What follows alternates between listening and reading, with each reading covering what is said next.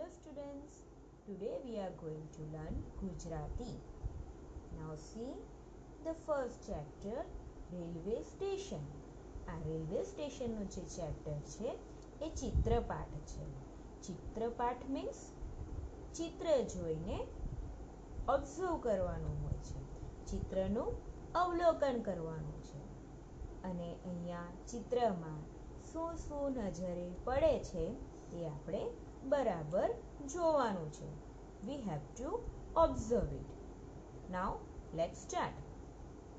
See, અહીંયા એક dustbin નજરે પડે છે અને એની બાજુમાં એક બેન્ચ નજરે પડે છે. ટ્રેન આવી પહોંચી છે પ્લેટફોર્મ ઉપર અને અહીંયા ઘડિયાળમાં શું ટાઈમ થયો છે? 4:40. ઓકે, અને આ ઘડિયાળ આપણે રેલવે સ્ટેશન ઉપર જઈએ ત્યારે ટ્રેનનો ટાઈમ જોવા માટે ઘણીવાર ઉપયોગ થાય છે. અહીંયા કુલીઓ નજરે પડે છે. કુલીઓ એટલે કે સામાન લઈ જનાર. મુસાફરોના સામાન ટ્રેનમાં ચડાવવું મૂકવું એનું કામ કરે છે. ફેરિયાઓ નજરે પડે છે.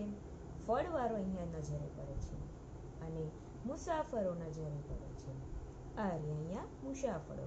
અહીંયા સિગ્નલ લાઇટ પણ આપણને જોવા મળે છે. અહીંયા એક ટી સ્ટોલ છે.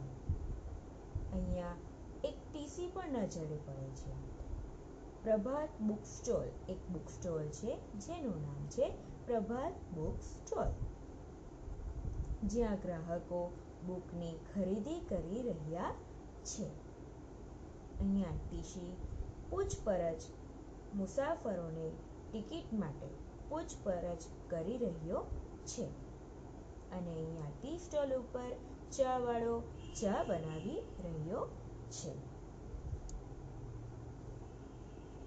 અહીંયા લખ્યું છે ઉપર આપેલા ચિત્રનું અવલોકન કરો. આપણે ચિત્રનું અવલોકન બરાબર કરી લીધું ને? હવે ચિત્રના આધારે સ્વાધ્યાયના પ્રશ્નો વિશે વિચારવાનું છે. અભ્યાસ. જો અહીંયા ચિત્ર જોઈ નીચેના પ્રશ્નોના ઉત્તર આપો. પહેલો પ્રશ્ન છે, ચિત્રમાં કોણ કોણ નજરે પડે છે? ચિત્રમાં મુસાફરો, ચાવાળો, ફેરીઓ, 2 કુલી, પુસ્તક વેચનાર અને ગ્રાહક તેમજ ટિકિટ ચેકર નજરે પડે છે. See the second questions. કયા કયા સ્ટોલ નજરે પડે છે? Which stall we can observe? તો ચિત્રમાં પ્રભાત બુક સ્ટોલ અને ટી સ્ટોલ નજરે પડે છે. Now turn the page and see the third question. ઘડિયાળમાં કેટલા વાગ્યા છે? ઘડિયાળમાં 4:40 થઈ છે. 4:40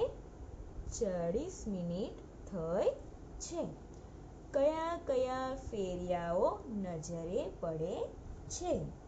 તો કયા કયા ફેરિયાઓ નજરે પડે છે? ચિત્રમાં ફળ વેચનારો એક ફેરિયો નજરે પડે છે. Now we will see the Swadhyay next questions in another video. Okay, bye bye.